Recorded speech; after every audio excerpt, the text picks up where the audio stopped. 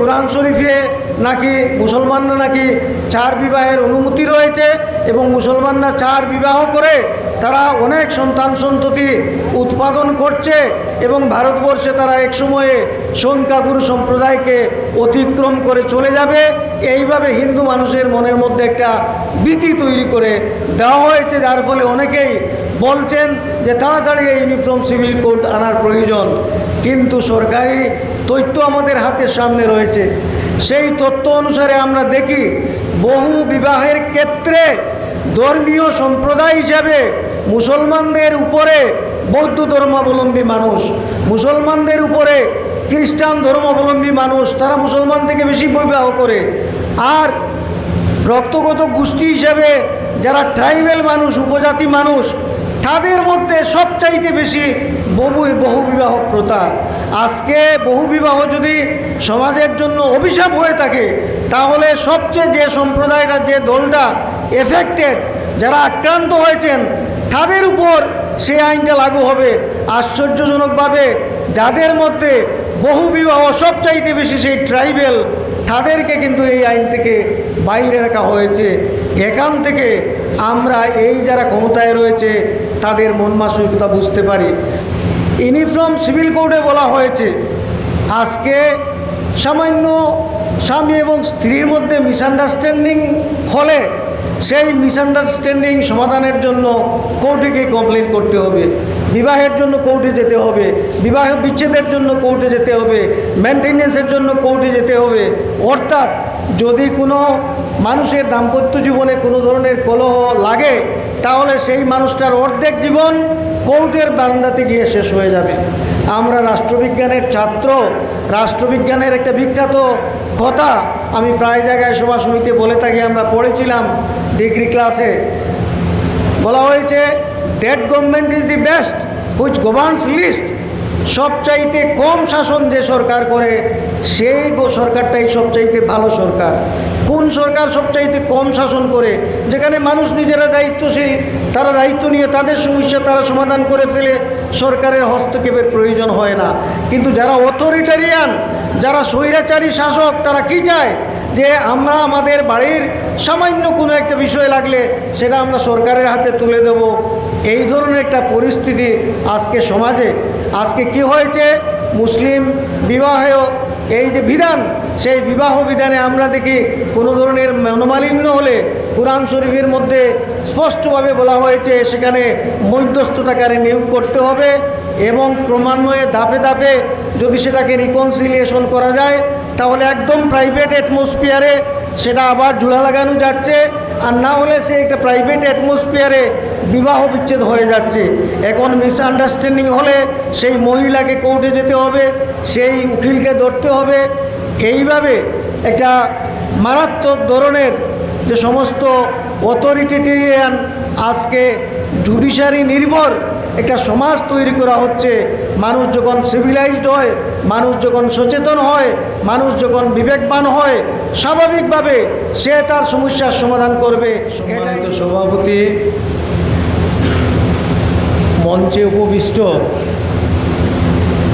বিশিষ্টজন, সবাইকে আলাদাভাবে সম্বোধন করতে গেলে অনেক সময়ের প্রয়োজন। সাধনদা, মৌলানা মাহমুদুল হাসান সাহেব, জিয়াউর রহমান সাহেব সহ এখানে যারা আছেন এবং আমার সামনে বসে থাকা হাইলাকান্দি জেলার বিভিন্ন জায়গা থেকে আগত, বিশেষ করে জমিয়তে উলামা হিন্দের সম্মানিত কর্মীগণ, আজকে আমরা কেন এই আলোচনা সভার আয়োজন করেছি, ইতিমধ্যে যারা বক্তব্য রেখেছেন তাদের আলোচনা থেকে আপনারা অবশ্যই কিছুটা হলেও বুঝতে পেরেছেন। বিগত 27 মে সম্ভবত এই 2026 ইংরেজিতে আসামের বিধানসভায় অভিন্ন দেওয়ানি বিধি বা সমদেওয়ানি বিধি এই আইনটি অনেকটা ঔদ্ধত্য দেখিয়ে সংখ্যার জুড়ে পাশ করে নেওয়া হয়েছে। একটা গণতান্ত্রিক রাষ্ট্রে কোনো একটা আইন তৈরি করতে হলে বিরোধী দলের, সমাজের বিভিন্ন সেকশনের মানুষের, বিশেষ করে যাদের সঙ্গে এই আইনটি সংশ্লিষ্ট, সবাইকে বিশ্বাসে রেখে আইন তৈরি করতে হয়। এটাই গণতান্ত্রিক পরম্পরা। কিন্তু আসামের মুখ্যমন্ত্রী সহ ক্ষমতাসীন দলের যারা সেই আইনটি সেদিন পাশ করে নিয়েছিলেন, তাদের কথাবার্তার যে ধরন, যে একই দেশে আমরা সবাই বাস করি, মুসলমানদের জন্য আলাদা কেন আইন থাকবে? খুব ভালো কথা যে দেওয়ানি বিধির ক্ষেত্রে সবার জন্য একটা আইন থাকবে, শুধু দেওয়ানি বিধির ক্ষেত্রে সেই আইনটা থাকবে, আর অন্য জায়গায় মুসলমানদেরকে বিচ্ছিন্ন করা, তাদেরকে আলাদা করা, এই যে সিটিজেনশিপ অ্যামেন্ডমেন্ট অ্যাক্ট কাজ এটাকে বলা হয়, সেখানে তারা মুসলমানদেরকে ডিসক্রিমিনেট করলেন, সেই আইন থেকে বাইরে রেখে দিলেন। সেখানে সবার জন্য একটা আইন প্রযোজ্য নয়। আজকে এই ক্ষমতাসীন দল সমস্ত ভারতবর্ষে একজন মাত্র সংখ্যালঘু প্রার্থী নির্বাচনে দাঁড় করায়নি। তারা যখন বলবে সবার জন্য এক আইন, সেখান থেকে বুঝতে অসুবিধা হয় না কোন মানসিকতা থেকে এই জিনিসটা নিয়ে আসা হয়েছে। আমি আপনাদের কাছে বলতে চাই যে সাংবিধানিক অবস্থান থেকে এই অভিন্ন দেয়ানিবিধির বিপক্ষে কথা বলবার অনেক জায়গা আছে। সংবিধানে ধর্মচর্চার অধিকারকে মৌলিক অধিকার হিসেবে ঘোষণা করা হয়েছে, এবং আপনারা দেখবেন সংবিধান সভায় অভিন্ন দেয়ানিবিধি নিয়ে যখন আলোচনা হয়েছিল, সেই কনস্টিটিউয়েন্ট অ্যাসেম্বলিতে সংবিধান সভার প্রায় সকল সংখ্যালঘু সদস্যরা এই ইউনিফর্ম সিভিল কোডের বিরোধিতা করে বলেছিলেন যে এটা যদি আমাদের শরীয়তি আইনের বিপক্ষে যায়, তাহলে এই আইনটাকে আমরা মেনে নিতে পারবো না, কারণ এটা আমাদের ধর্মীয় যে মৌলিক অধিকার, সেই অধিকারের বিপক্ষে চলে যায়। তারপর সুপ্রিম কোর্টে ধর্মীয় অধিকার বলতে তারও পরিসীমা নির্ধারণ করে দেওয়া হয়েছে, এবং বলা হয়েছে যে আইনগুলা স্ক্রিপচারের দ্বারা, অর্থাৎ ধর্মগ্রন্থের দ্বারা স্পষ্টভাবে যে আইনগুলাকে বলা হয়েছে, উল্লেখ আছে, সেইগুলা ধর্মীয় আইনের এখতিয়ারে পড়ে। তাহলে যদি এটা ধর্মীয় অধিকারের, ধর্মীয় আইনের এখতিয়ারে পড়ে, তাহলে এই যে অভিন্ন দেয়ানিবিধির মেনটেনেন্স, জমি জমা সম্পত্তির যে বন্টন, সেটা কোরআন শরীফের ডাইরেক্ট আয়াত। বিবাহ সম্পর্কে কোরআন শরীফের ডাইরেক্ট আয়াত রয়েছে। অতএব যদি এটাই হয়ে থাকে, সুপ্রিম কোর্ট, আমরা আশা করব, সংখ্যালঘুদের পক্ষ থেকে আসামের এই অভিন্ন দেয়ানিবিধির বিপক্ষে যদি কোনো কেস দায়ের করা হয়, আমরা বিশ্বাসী সুপ্রিম কোর্ট তার আগের প্রেসিডেন্স উদাহরণগুলো সামনে রেখে এবং সংবিধানের মৌলিক অধিকারকে সামনে রেখে এই অভিন্ন দেয়ানিবিধিকে তারা আসামে যে পাশ করে নেওয়া হয়েছে 3 নম্বর রাজ্য হিসেবে, সেটাকে সুপ্রিম কোর্ট বাতিল করে দেবে। তার আগে আমি একটা কথা আপনাদের কাছে বলতে চাই, বলতে গেলে অনেক কথা আছে। শরীয়তের এই যে বিধান, এই শরীয়তের বিধান শুধু ভারতবর্ষের মুসলমান নয়, পৃথিবীর প্রায় 1/4 মানুষ হচ্ছে ইসলাম ধর্মাবলম্বী, এবং সেই 1/4 মানুষ এই শরীয়তের বিধান মেনে সমস্ত পৃথিবীতে তাদের জীবনযাপন করছে। যদি মুসলিম সমাজে সেই শরীয়তের বিধান কোনো ধরনের সমস্যার কারণ হতো, যদি এই মুসলিম বিধান সম্পূর্ণভাবে যুক্তিবিরুদ্ধ কোনো কুসংস্কার হতো, আর কোনো মুসলিম তার বিপক্ষে না দাঁড়ালেও আমি একজন ব্যক্তি সেই কুসংস্কারের বিরুদ্ধে, সেই অযৌক্তিক নিয়মের বিরুদ্ধে আমি দাঁড়াতাম। কিন্তু অনেক তন্ন তন্ন করে খুঁজে আমি দেখেছি শরীয়তের এই বিধানগুলো যেভাবে যুক্তিসম্মত এবং মানুষের জীবনে যে ধরনের স্বাচ্ছন্দ্য এনে দিতে পারে, তার বিকল্প কোনো আইন সেটা দিতে পারে না।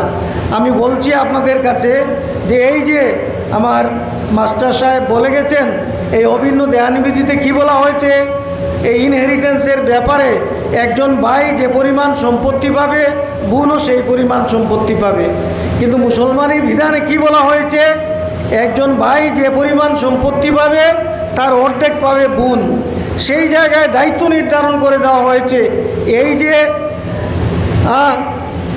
2 ভাগ ভাই যিনি পাচ্ছেন, সঙ্গে সঙ্গে সেই বোনের দায়িত্ব থেকে মা বাবার দায়িত্ব, সেই পরিবারের দায়িত্ব শরীয়ত তার উপর অর্পণ করেছে, যাকে 3 ভাগের 2 ভাগ দেওয়া হচ্ছে। যিনি 2 অংশ পাচ্ছেন তার উপর সেই দায়িত্ব নির্ধারিত করে দেওয়া হয়েছে।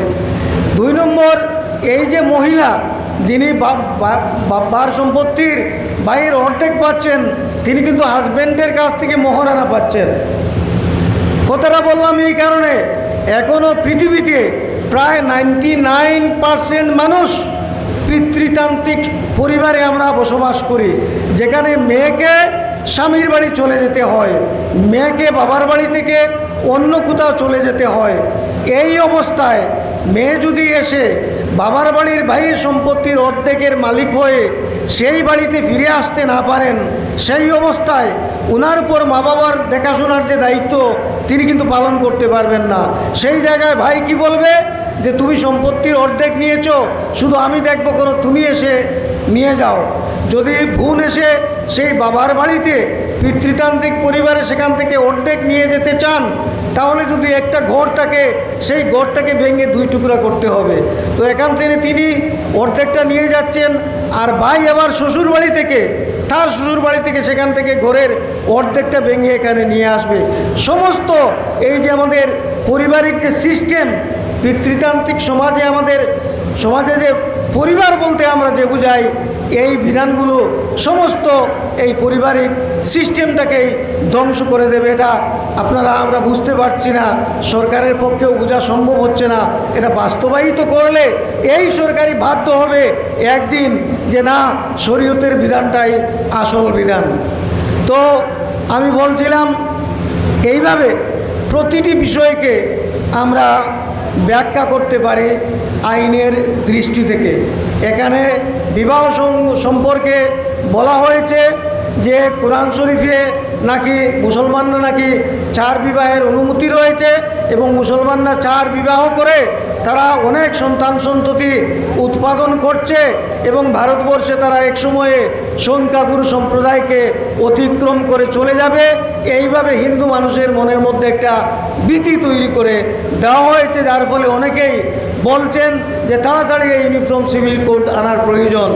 কিন্তু সরকারি তথ্য আমাদের হাতের সামনে রয়েছে, সেই তথ্য অনুসারে আমরা দেখি বহু বিবাহের ক্ষেত্রে ধর্মীয় সম্প্রদায় হিসাবে মুসলমানদের উপরে বৌদ্ধ ধর্মাবলম্বী মানুষ, মুসলমানদের উপরে খ্রিস্টান ধর্মাবলম্বী মানুষ, তারা মুসলমান থেকে বেশি বিবাহ করে।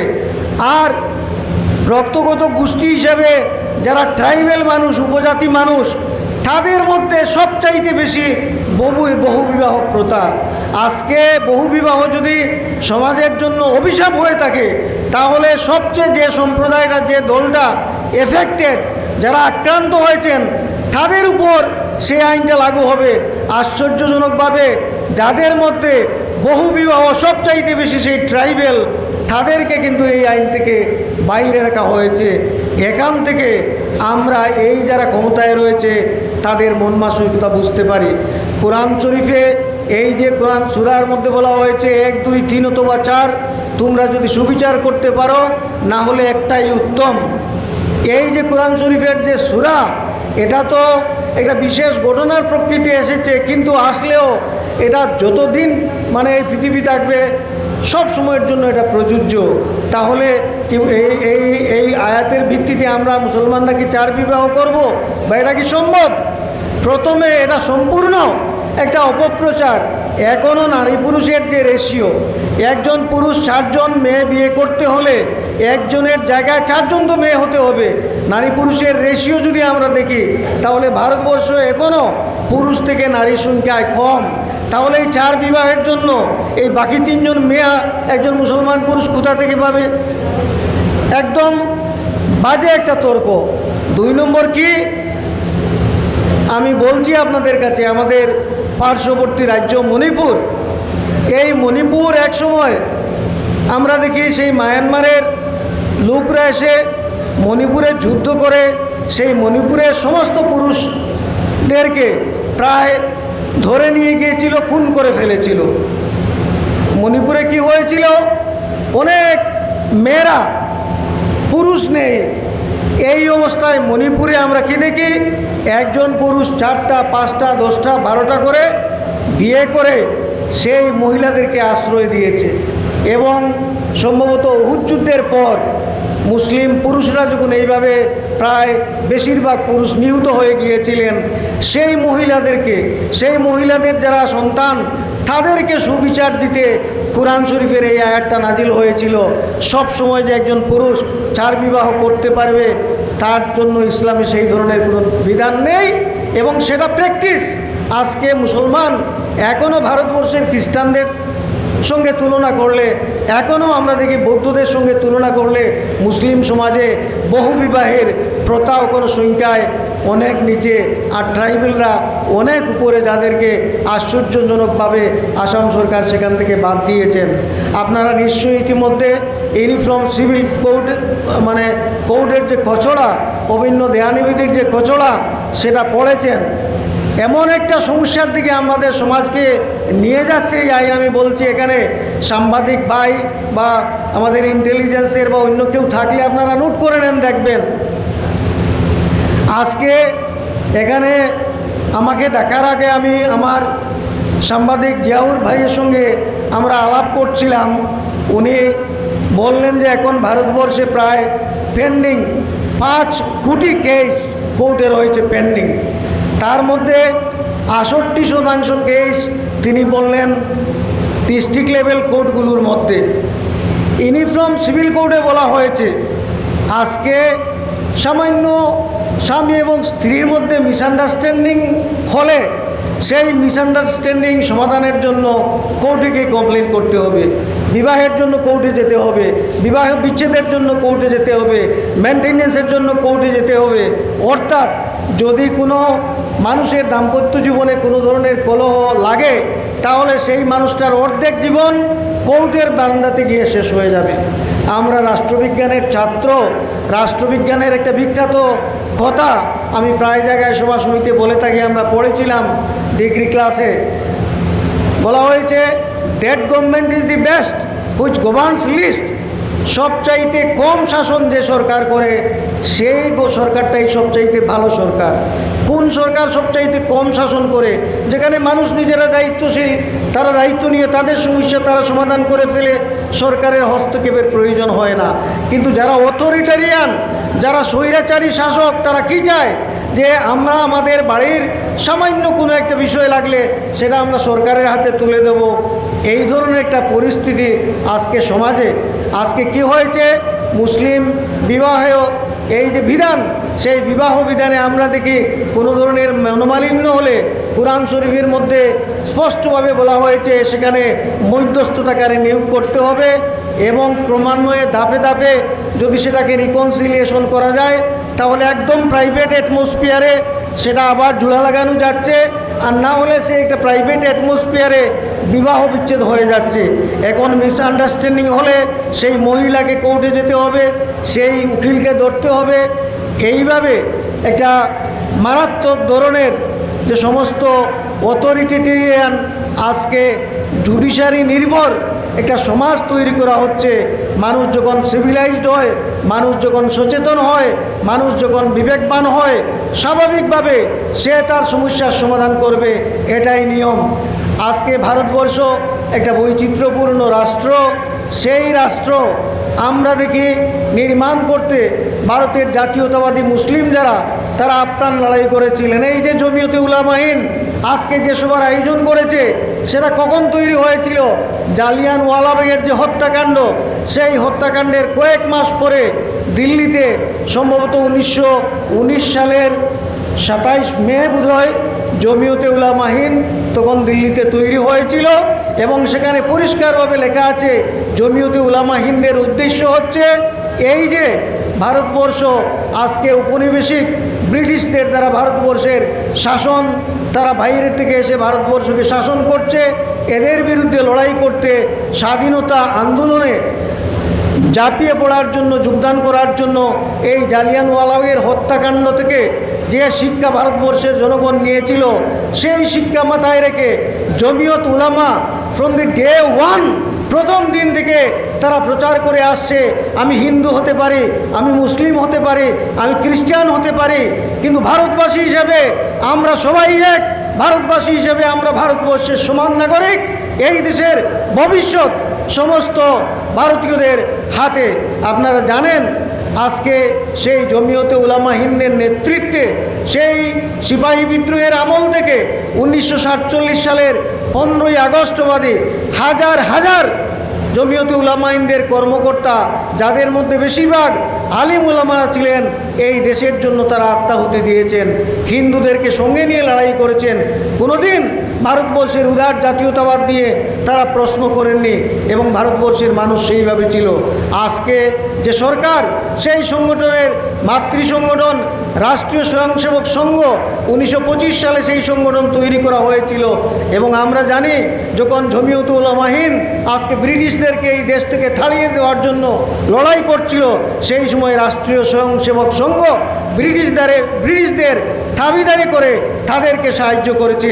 একজনও রাষ্ট্রীয় স্বয়ংসেবক সংঘের কর্মী পাবেন না যিনি দেশের স্বাধীনতার জন্য প্রাণ দিয়েছেন। আজকে তারা এসে আমাদেরকে রাষ্ট্রপ্রেমের শিক্ষা দেবে, তারা এসে ভারতবর্ষের আইন তৈরি করবে। এটা ভারতবর্ষের সংবিধান নয়, এটা ভারতবর্ষের ইতিহাস নয়, এটা ভারতবর্ষের ঐতিহ্য নয়। সুতরাং তার বিরুদ্ধে লড়াই করবার অধিকার আমাদের রয়েছে, সেই অধিকার সংবিধান আমাদেরকে দিয়েছে। আমি ইতিমধ্যে আমার জিয়াউর ভাইয়ের সঙ্গে আলোচনা করেছি, আমি সকালে সাধনদার সঙ্গেও আলোচনা করেছি। আজকে আসামের যারা নিরপেক্ষ নাগরিক, যারা সচেতন নাগরিক, যারা সবাইকে সমান দৃষ্টিতে দেখেন, হাজার হাজার লোক আছেন এই দেশে। এবং আমরাও জমিয়তের উলামার হিন্দের যে আদর্শ, সেই আদর্শ মনের মধ্যে রেখে আমরা যারা হিন্দু, যারা খ্রিস্টান, যারা অন্যান্য ধর্মাবলম্বী, তারা আমাদের ভাই, সেই বিশ্বাসটা আমাদের মনের মধ্যে রাখতে হবে। এখনও ভারতবর্ষে মুসলমানদের সপক্ষে যারা কথা বলছেন, তাদের 80-90% হিন্দু সম্প্রদায়ের মানুষ, তারা মুসলমানের হয়ে কথা বলছেন। মুসলমানের হয়ে কথা বলার জন্য 12 জন সাংবাদিককে ভারতবর্ষে ইতিমধ্যে খুন করা হয়েছে, অনেককে জেলে পুরে দেওয়া হয়েছে। কেন? তারা মুসলমানদের পক্ষে কথা বলেন। এটাই হচ্ছে আমাদের ভারতবর্ষ। আমরা সেই ধরনের লোকদেরকে নিয়ে গৌহাটিতে সভা করে এই ইউনিফর্ম সিভিল কোড কেন একটা বৈচিত্র্যপূর্ণ সমাজের জন্য ক্ষতিকারক, সেই বিষয়টা তাদেরকে যদি বুঝিয়ে বলি এবং তাদেরকে সঙ্গে নিয়ে আমরা গণতান্ত্রিক উপায়ে যদি আন্দোলন করি, আমরা সুপ্রিম কোর্টে গিয়ে যদি কেস দায়ের করে তার জন্য লড়াই করি, আমাদের বিশ্বাস গণতান্ত্রিক রাষ্ট্র, আমাদের সংবিধান, দেশের ঐতিহ্যকে সম্মান জানিয়ে এই অভিন্ন দেয়ানিবিধি প্রত্যাহার করে নেওয়া হবে এবং সংখ্যালঘু মুসলমানদেরকে যে ধর্মীয় অধিকার সংবিধান নিশ্চিত করেছে, সেই অধিকার মেনে চলে সেই অধিকার উপভোগ করার সুযোগ দেওয়া হবে। এটাই হচ্ছে আজকের আলোচনার মূল উদ্দেশ্য। অনেক মূল্যবান বক্তব্য আপনারা শুনবেন, বললে অনেক কথা আছে, সময় নেই। এই বলে আমি আজকে জমিয়তের জেলা কমিটি যারা এই সভার আয়োজন করেছেন, আমিও এই সংগঠনের সঙ্গে যুক্ত। তারা অত্যন্ত মূল্যবান একটি কাজ করেছেন এবং এখানেই শেষ নয়, আমরা ধারাবাহিকভাবে এই আন্দোলনকে চালিয়ে যাব, এই আহ্বান জানিয়ে সবাইকে আমি আমার বক্তব্য এখানেই শেষ করছি। ওমা আলাইনা ইল্লাল বালাগ। ধন্যবাদ। আপনাদের সম্মুখে অতি সুন্দরভাবে গুরুত্বপূর্ণ আলোচনা করেছেন আমাদের এসএস কলেজের অধ্যাপক জনাব হেলাল উদ্দিন মহাশয়।